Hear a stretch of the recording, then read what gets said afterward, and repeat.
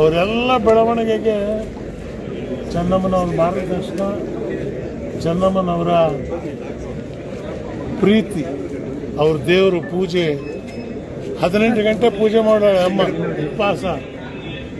ಯಾವ ಊರಿಗೆ ಹೋದ್ರೂ ದೇವಸ್ಥಾನ, ಡೆಲ್ಲಿ ಹೋದರೆ ಅಲ್ಲಿ ದೇವಸ್ಥಾನ, ಬೆಂಗಳೂರಿನಾಗಿದ್ದಾಗ ದೇವಸ್ಥಾನ. ಇವತ್ತು ಆ ಮಹಾತಾಯಿನ ನಾವು ಕಳ್ಕೊಂಡಿದ್ದೇವೆ.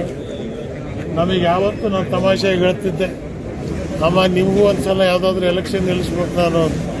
ಬಿಡ್ತು ಅನ್ನಿ, ಏನು ನೀವು ತಮಾಷೆ ಮಾಡ್ತಾ ಇದ್ದೀರಿ? ಯಾವತ್ತು ನೀವು ನೋಡಿದಿರಿ ಅವ್ರ ಮೈ ಮೇಲೆ ಇರ್ತಕ್ಕಂಥ ಬಟ್ಟೆ, ಅವ್ರ ಮೈ ಮೇಲೆ ಬಂಗಾರ 10 kg ಬೇಕಾದ್ರೆ ಹಾಕ್ಬೋದಾಗಿತ್ತು ಅವರು. ಅಂಥ ಪವರ್ಫುಲ್ಲು ಮಗ. ಗಂಡಿದ್ರು ಕೂಡ ಸ್ವಾಸ್ಥಿಕವಾದಂಥ ಆಹಾರ, ಸರಳವಾದಂಥ ಜೀವನ. ಅದರಲ್ಲೇ ಆ ಅಮ್ಮ 85 ವಯಸ್ಸು ಇವತ್ತು ಸಾಯಿಸ್ಕೊಂಡು ಬಂದಿದೆ. ಅವರ ಅಂತಿಮ ಯಾತ್ರೆ ಇವತ್ತು ಬೆಂಗಳೂರಿನಿಂದ ನಾಳೆ ಹೊಳೆನರಸೀಪುರಕ್ಕೆ